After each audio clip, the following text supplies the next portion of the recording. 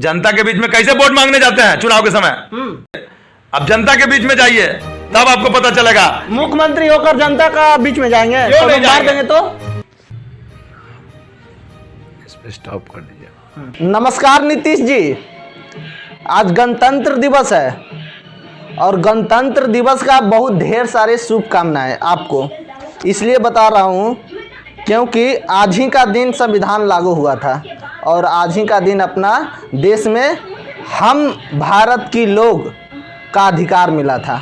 लेकिन ये ठिठुरता हुआ ठंड में, कड़ाकड़ ठंड में आप ये सही नहीं कर रहे हैं। 3 साल से स्टूडेंट छात्र छात्रा पूरा मेहनत जोर शोर से कर रहे थे और रिजल्ट में इतना गलत आप नियम लिया हैं और लागू किए हैं कि और कहाँ तक आपको निंदा और कहाँ तक आपको प्रशंसा करूं ये हमें मालूम ही नहीं और शब्द ही नहीं है।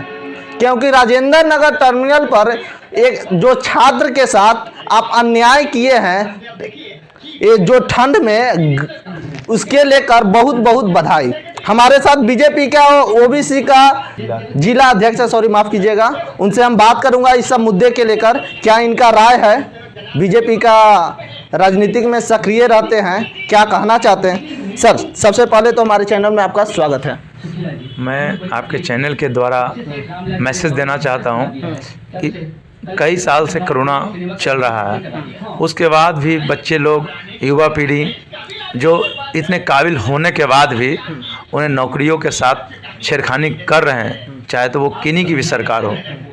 छात्र पर तो हम आएंगे मुकेश जी, लेकिन उससे पहले कि जो 2020 का चुनाव, विधानसभा का चुनावी मुद्दा था, नीतीश बाबू क्या किए थे, दावा क्या किए थे और वादा क्या किए थे? 19 लाख रोजगार देंगे और अपने देश का प्रधानमंत्री 2019 का लोकसभा में 2 करोड़ युवाओं को रोजगार देने के वादा किए थे। लेकिन ये तो मुकरते नज़र आ रहे हैं। अगर युवा रोजगार मांगने के लिए सड़क पर उतरती है, ये कहाँ तक आपको नज़र में सत्य है? उस पर लाठी डंडा और आंसू गैस का गोला छोड़ा जाता है एक कड़ाकड़ ठंड में। क्या कहना चाहेंगे? नहीं, युवा तो हमारे देश के एक नींव है। हाँ। क्योंकि हम उसी के आधार पर हम लोग सरकार बनाते हैं और सरकार गिर भी जाती है। तो रोज़गार देने की बात है तो वो कल हमारे बच्चे भी आएंगे और किन्हीं और के भी बच्चे आएंगे, युवा में सभी के बच्चे आते हैं। ये सोचने का विषय तो है, हमारी सरकार हो या एनडीए की सरकार हो। नौकरी के बात करें तो नौकरी मिलनी चाहिए बच्चों को। बेरोजगार होंगे, डकैती करेंगे, चोरी करेंगे, लूटपाट करेंगे, हमारे देश का अर्थव्यवस्था चरमराएंगे। हमारे सरकार में इस बात की पूरी चर्चा की जा रही है कि युवा को कैसे रोज़गार दिया जाए, क्योंकि रोज़गार देना बहुत ज़रूरी बात है। रोज़गार नहीं दीजिएगा तो बेरोज़गार होंगे, बेरोज़गार होंगे तो बहुत सारे बात आएंगे।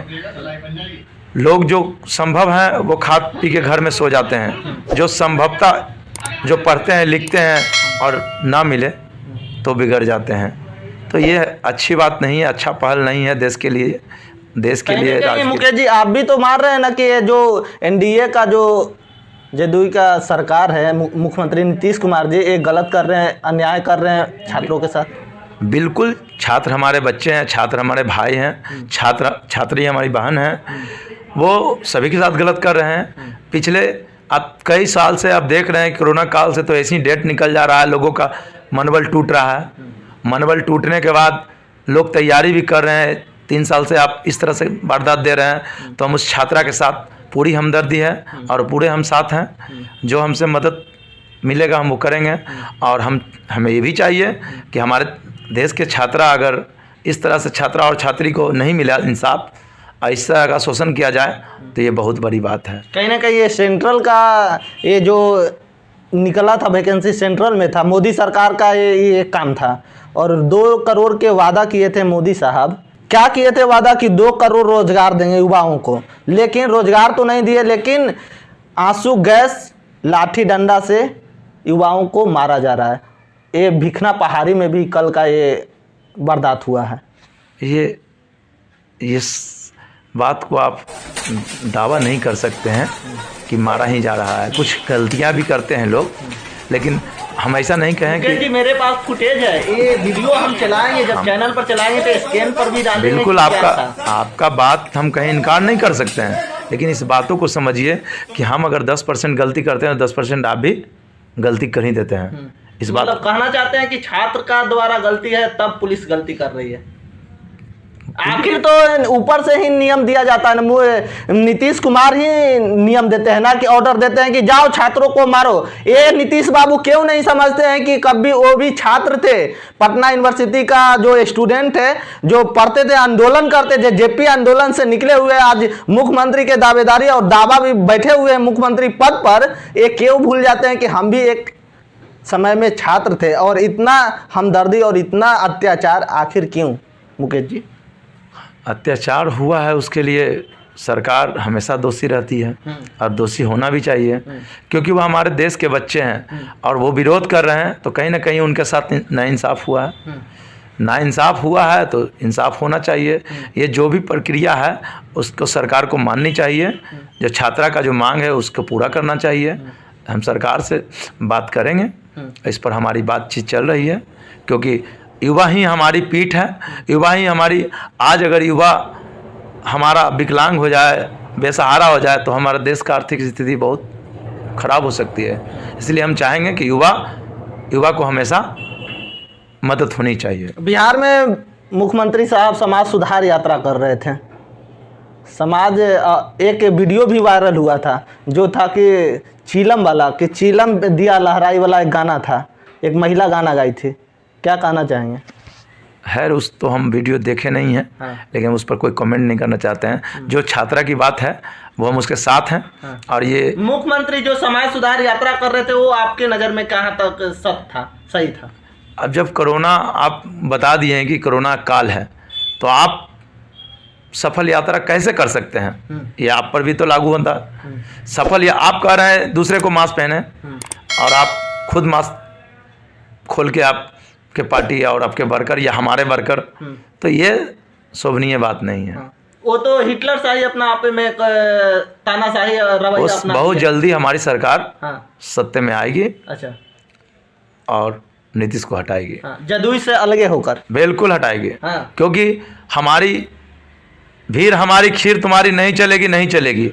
भीड़ है हमारी और खीर है उसकी, तो ये कहाँ से इंसाफ होगा? इंसाफ होने के लिए भीड़ भी हमारी और खीर भी हमारी, तब ना इंसाफ होगा। इंसाफ, भीड़ हमारी खीर तुम्हारी नहीं चलेगी, नहीं चलेगी। राजद का तो जो नेता प्रतिपक्ष तेजस्वी यादव तो स्वागत कर रहे हैं ना मुख्यमंत्री साहब का, कि आइए हमारे साथ, वहाँ पे बेइज्जती हो रहा है तो बीजेपी में। अगर एक अच्छी पार्टी होती, यही दुर्भाग्य है बिहार के, कि हम नहीं तो हमारे साथ आइए, हम नहीं तो हमारे साथ आइए। यही साथ के चलते तो ढो रही है, यही साथ के चलते। इस बात को आप मानिए कि अरे चलो कम से कम सत्ता पक्ष में तो है ना, तो यही सत्ता पक्ष में बीजेपी का रणनीतिक है ना, क्या कैसू हो जाए, वहाँ गाली भी सुनना पड़े तो हम गाली सुनेंगे, लेकिन सत्ता में ही रहना है। केंद्र में सरकार है, राज्य में सरकार कभी आई नहीं। जब भी केंद्र से रहा तो वंचित रहा बिहार की सरकार। और बिहार की सरकार जब तक फुल्ली रूप से बीजेपी की कंट्रोल में नहीं आएगी, तब तक इस पर नियंत्रण लेना बहुत मुश्किल है। और हमारी बड़ी पार्टी है, इतनी सीटों ला के फिर भी हम उसको सीएम, हमारे माननीय प्रधानमंत्री घोषणा किए थे, केंद्र नेतृत्व ने घोषणा कर दिया था कि हम मुख्यमंत्री नीतीश जी को, लेकिन उनको शर्म आनी चाहिए, कि उनको शर्म आनी चाहिए कि हमको मुख्यमंत्री रहना नहीं चाहिए। लेकिन क्या करें, यहाँ तो लोकल वोकल यही चलता है और सीएम बनते हैं। ये जो यूपी चुनाव होने वाला है, 5 राज्यों में चुनाव है, यूपी तो सबसे खास मायने रखता है बीजेपी के लिए। क्या वहाँ का 403 जो विधानसभा क्षेत्र है, वहाँ से अगर विधायक अगर हार जाते हैं, 403 में से जमानत जब्त हो जाता है बीजेपी का, तो क्या मुकेश सहनी का भी यहाँ ये चल रहा है कि अगर मुकेश सहनी वहाँ पर चुनाव में अरंगा लगा रहे हैं, मंत्री पद से हाथ धो सकते हैं। कहाँ तक सत्य है? देखिए, हमारी पार्टी ने कह दिया मुकेश सहनी जी को कि आपको कोई सीट नहीं मिलेगा। साफ सुथरा माननीय तारकिशोर प्रसाद जी जो हमारे डिप्टी सीएम हैं, जब एक शब्द में कह दिए तो कह दिए। अब बात रहा मुकेश सहनी जी का, वो व्यक्तिगत, हम भी मुकेश शाह चाहेंगे तो हम भी 300-400 सीट से लड़ सकते हैं, ये अपनी खासियत है। वो लड़ रहे हैं, लड़ने दीजिए। ये मुकेश जी, एक आप अभी बहुत रोमांटिक बात बोले हैं, अमित शाह, हाँ, मुकेश शाह, हाँ। कहीं ना कहीं टाइटल और जातिवाद बीजेपी में करते हैं और होता है। जब लोग अपने ही जातिवाद करते हैं, हम तो जातिवाद नहीं करते हैं। जब हमने कहा कि अमित शाह देश के राष्ट्रीय लेवल का नेता हैं और राष्ट्रीय मंत्री भी हैं, तो हम इसलिए अमित शाह का बेटा का जैसा का बीसीसीआई का सचिव बना दिया जाता है, क्योंकि बाप शहंशाह अगर राजनीति का हो तो बेटा क्या नीचे थोड़ी बैठेंगे, ऊपर बैठेंगे। इसलिए अब मैं आपकी बात बोल रहा हूँ कि अभी इतिहास गवाह है, इतिहास गवाह है, गांधी जी के बेटा हो तो वो ऐसे नहीं व्यक्ति थे। आप ऊपर से देखे आइए, क्या आपके बेटा, अगर आप न्यूज रिपोर्टर हैं तो आपके बेटा प्लेट तो नहीं धोएंगे? आपके बेटा जाहिर बात है आपको इसको सीईओ का मालिक बन सकते हैं, मालिक बन सकते हैं ना, कि रिपोर्टर रहेंगे? कभी ना कभी वो आप कोई भी बच्चा, हम चाहते हैं कि हम नहीं पढ़ल है तो हम अपने बच्चों को पढ़ाना चाहते हैं, जिज्ञासा होती है। सबका अलग अलग सोच होता है, सबका प्रक्रिया होता है। लेकिन ये मैं नहीं कहा कि अगर परिवारवाद रहे तो ये सिस्टम ज़्यादा दिन तक नहीं चलता है। मैं इस पर नो कमेंट। तो आप साफ साफ बोल दिए कि अगर किसी का बाप अगर किसी कर्मचारी या मान ले कि अगर शिक्षक है तो उसका बेटा हेडमास्टर बनने का दावा भी कर सकता है। वही बिहार का एक जननायक कर्पूरी ठाकुर का उदाहरण देता हूँ, क्योंकि दलित समाज से आते हैं और वो अपने के लिए कुछ नहीं, अपने घर तक नहीं बनाए थे।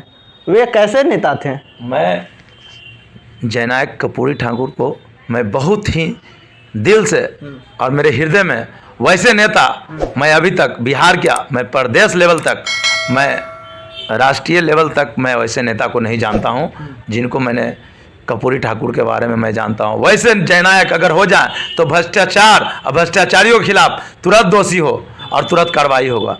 लेकिन यहाँ पर तो पॉलिटिक्स एक जगह हो गया है, हम आप पर करेंगे, आप हम पर करें। ये पॉलिटिक्स का ये तरीका है। जात पात धर्म लिंग भेद यही हो रहा है, यही हो रहा है। में हो रहा है, वृंदावन, कभी मथुरा, कभी अयोध्या। तो चाहे कुछ भी हो जाए, जात पात की राजनीति। ये आप मुकेश जी आप ये मान सकते हैं ना, ओबीसी का अध्यक्ष हैं, ये तो आप मान सकते हैं कि बीजेपी वाले जात पात धर्म का राजनीति करते हैं? नहीं नहीं, मैंने ये नहीं कहा। जात पात की राजनीतिक नहीं होता है। आप प्रधानमंत्री माननीय बने हैं तो एक गरीब से लेकर अमीर तक का प्रधानमंत्री हमारे माननीय नरेंद्र मोदी भाई। अगर एक जिला अध्यक्ष हैं तो यहाँ छोटा बड़ा सबके लिए हम जिला अध्यक्ष हैं। एक पार्षद भी है तो एक साधारण रूप से सबके लिए वो पार्षद है, सम्मानित पार्षद। मतलब आपको, आप वोट दिए या नहीं दिए, जब पार्षद बन गए, आपको 15 आदमी चुनाव किया, 15 आदमी, तो 15 आदमी का आप पार्षद बन गए तो आप सबके लिए पार्षद हो गए, आप सम्मानित व्यक्ति हो गए। थाना प्रभारी, क्या कंकड़बाग का थाना प्रभारी हो गया तो क्या मेरे लिए थाना प्रभारी, आपके लिए थाना प्रभारी नहीं है? ऐसा नहीं होता है। तो बात रहा जात पात की राजनीति का, अपने शादी ब्याह समारोह में करते हैं, क्योंकि शादी तो अपने जात पात में ही करते हैं लोग। आप देख रहे हैं, इतिहास गवाह है इसके लिए। तो जात पात वहीं करना चाहिए जहां आप शादी ब्याह करते हैं। देखिए, जात पात के बात आया तो बिहार का नेता प्रतिपक्ष तेजस्वी यादव, वो तो जात पात नहीं मानते, ए से लेके जेड तक के पार्टी चलाते हैं, इसलिए वे साबित भी कर दिए वो अपने शादी कर। ये आप मान सकते हैं? बिल्कुल बिल्कुल मान सकते हैं। शादी करने के बाद देखिए, जाति पात, जो जिस दिन जाति पात हटा उसी दिन समझिए बिहार का अंधकार विकास होगा। जात पात की राजनीतिक से आप अपना हाथ काटिए और हम अपना हाथ काटते हैं, दोनों को मिलाइए, खून अलग अलग है क्या? उसमें लिखाइए कि डीएनए टेस्ट कराइए, कहिए कि ये जात अलग है, ये जात अलग है। अगर उसका कर दे तो हम मान लेंगे। अगर उस खून को आप पहचान करके बता दें कि इस जाति से आता है, इस जाति से आता है, तब हम मानेंगे कि जाति पाति का राजनीतिक। तो ये सब, आप इस बात को, बिहार में शराबबंदी 2016 में लागू हुई थी, क्या आप मान सकते हैं कि पूरा बिहार में पूर्व से शराबबंदी लागू है? नहीं, मैं इस पे सरकार पे निशाना नहीं साध रहा हूँ, समझाने की प्रयास कर रहा हूँ। इस सरकार में शराबबंदी किया, बहुत अच्छा किए हैं, लोगों की प्रक्रिया सरकार के द्वारा, लेकिन आप पूरी तरीका से बंद नहीं करवाएं। आप पूरे सिस्टम को करप्ट को आप दुरुस्त नहीं कर पाए। आज आए दिन शराब तो घर घर मिल रहा है, कौन नहीं जान रहा कि कहाँ शराब बिक रहा है, कहाँ बन रहा है। और हर घर में हर लोग के पास पीना है तो आ जाता है होम डिलीवरी। तो यहाँ पर ये प्रक्रिया है शराब के प्रति। जो भी लोग हम चाहते हैं कि सरकार को चुस्त, अगर आपको बंदी कराना है तो पूरे तरीक़ा से जहाँ से बॉर्डर एरिया से आ रहा है उसको ध्यान रखना होगा। इस बात को ध्यान रखिए। जब इसीलिए तो बिहार में शराबबंदी लागू पूर्ण रूप से है। नहीं, पूर्ण रूप से नहीं है। पूर्ण रूप से अगर बंद होता तो इतना दारू रोज कार्टून पकड़ा रहा कहाँ से आ रहा है। अगर बिहार में शराबबंदी है तो ये पूर्ण रूप से जो हर जगह से आप आ रहा है दारू, कौन ला रहे हैं, इस किन की जवाबदेही है। आप कह रहे हैं कमेटी हॉल खोले हुए हैं, कमेटी हॉल में दारू पकड़ा गया तो कमेटी हॉल वाला का दोष है। लड़की वाला के घर में जाएगा, लड़की के रूम में रख देगा तो क्या कमेटी हॉल वाला की हिम्मत है कि चल जाएगा आपको कमेटी चेक करना है? बोलिए, कोई झोला में लेके आएगा, कोई दौड़ा में लेके आएगा दारू, कैसे चेक होगा? ये गलती सरकार की है कि सरकार के अधीन के ही हिसाब से पूरे बिहार में आ जाता है दारू। आप बॉर्डर एरिया क्यों नहीं सील किए हुए हैं? आप बॉर्डर एरिया सील कीजिए, दारू नहीं आएगा। चप्पे चप्पे पे आप लगाइए, इसका स्क्वाड तैयार कीजिए, थाना को छोड़ दीजिए, थाना के अलावा उत्पाद विभाग को आप टीम गठन कीजिए और हर क्षेत्र में 100 कंकड़बाग थाना में 50 पदाधिकारी को नियुक्त कीजिए सिर्फ नशा मुक्ति पे। अभी स्मैक चल रहा है, चर्च चल रहा है, अफीम चल रहा है, ड्रग्स चल रहा है, कोई सरकार को ध्यान नहीं है। नशा मुक्त के लिए तो ही बिहार का मुख्यमंत्री जी समाज सुधार यात्रा कर रहे हैं। तो पहले पटना में देखे ना, पटना के अभी मैं कंकड़बाग की बता रहा हूँ कि 50 बच्चे मर गए हैं। अच्छा। नशा से। सरकार पे निशाना तो जिनके बच्चे मरे हैं उनके पास कभी गए हैं, कैसे मरे हैं? यहाँ पर खुलेआम चर्च अफीम गांजा बेचा जा रहा है, खुलेआम, किसको पता नहीं है? आप बताइए चल के घर, तो यही बचा हुआ है, चल के घर बताएगा, किसके पास जाएगा घर में? अपने भी बाल बच्चे हैं, वो सरकार का काम है। सरकार को क्यों समर्थन देता है? चुप्पे से वोटिंग क्यों करता है? गुप्त वोट क्यों किया जाता है? कि ताकि मेरा और अच्छा हो। लेकिन नहीं, आप ही चलिए बताने कौन दारू बेच रहा है। यह सरकार का नियम है। ये सरकार इस तरह नहीं चलती है। सरकार को बोलिए कि समाज सुधार करने से पहले आप स्क्वाड, उत्पाद विभाग से स्क्वाड 50 आदमी का कीजिए, हर क्षेत्र में थाना के अंतर्गत सूचना दे। उसके लिए खास लोगों को क्षेत्र से बहाल कीजिए। 15,000 के मंथली पे सरकारी नौकरी दीजिए, 15,000 का PADA दीजिए, 10,000 का नौकरी दीजिए, बहुत बेरोजगार है। 50 लड़का मोहल्ले से लीजिए, कंकड़बाग थाना के अंतर्गत, पतकार नगर थाना के अंतर्गत, जक्कनपुर थाना के जितने थाना में 50 लड़का आप अंतर्गत लीजिए। उसको बोलते हैं गोपनीय विभाग, जो मैंने आपको गुप्त रूप से सूचना देगा। तो गुप्त रूप से सूचना देगा, 10,000 का, मात्र 10,000 का लड़का रखिए, आपको मिल जाएगा। सरकार के द्वारा काम करेगा, आपको लेटर दिया, पहुंचाया, आप उस पर काम करिए। लेकिन आप तो कहीं मुकेश जी, आप पूरा मंत्री, बिहार का मंत्री पर आप सवाल खड़ा कर रहे हैं। मैं मंत्री और मैं करप्शन पे सवाल खड़ा कर रहा हूं, नशा पे सवाल कर रहा हूं। मैं व्यक्ति विशेष पे किसी पे नहीं। मैं अभी जो स्थिति है बिहार में नशा का, दारू का, अब ये कैसे बंद करेंगे, सरकार का काम है, ये मुख्यमंत्री के काम है।